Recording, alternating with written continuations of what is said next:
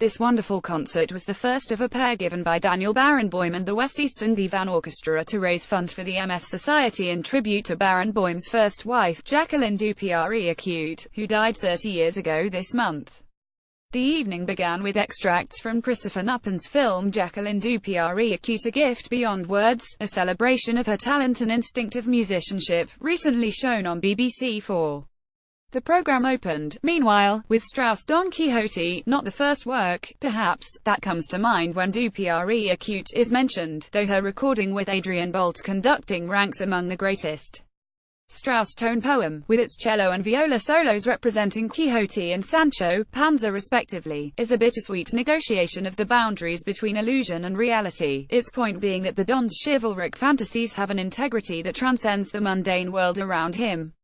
Barenboim's interpretation, gloriously played by the orchestra of Israeli and Arab musicians he founded and has nurtured, was beautiful in its sad wit, emotional veracity and attention to detail.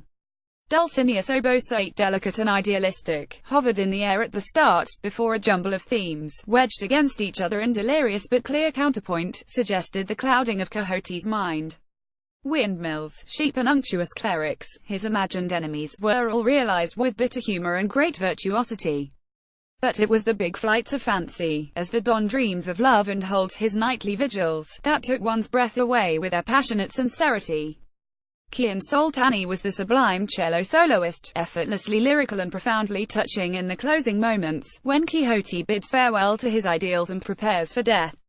Miriam Manisharoff, playing among the orchestral violas, dexterously outlined Sancho Panza's naive loquacity.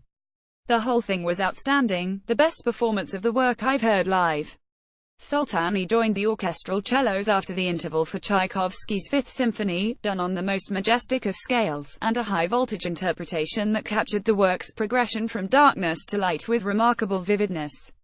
Baleful clarinets at the start gave way to a real sense of turbulence as the first movement gathered momentum. The Andante's horn melody had wonderful poise, while the finale was exceptional in its elation and élan, broadcast on BBC Radio 3 on the 30th of October. Then on BBC iPlayer for 30 days.